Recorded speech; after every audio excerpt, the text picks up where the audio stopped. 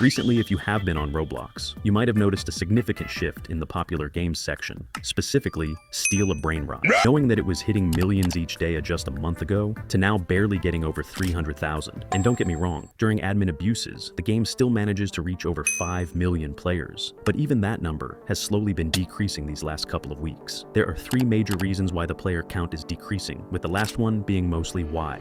Let's begin. The first and most common reason is how repetitive the game is. It is structured in a way that keeps the younger audience hooked for hours. You spawn, pick up brain rots, make money, and get more brain rots. And yes, I know that sounds really simple and boring, but what keeps viewers even more engaged is the amount of trolling you can do. There are hundreds of YouTube videos about trolling kids by messing with them.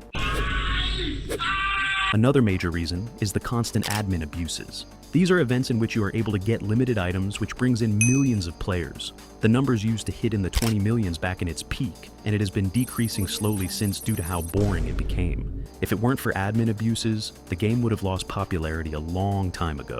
The second reason is I assume most of you guys are familiar with, and it's bots.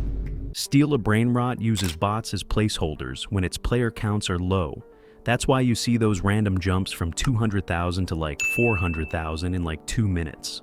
Even though they seem harmless, they are actually slowly dragging the game down. If you join a server and the server has bots, the bots usually take everything automatically, meaning that real players don't get the chance to get anything, because the bots take it immediately.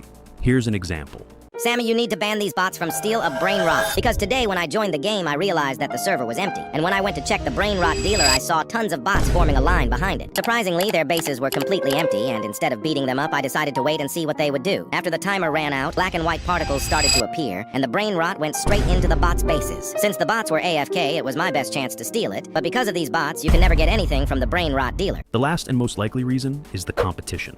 There have been many games that are slowly taking the lead, and one game in particular for these last few weeks has been Escape Tsunami for Brainrots.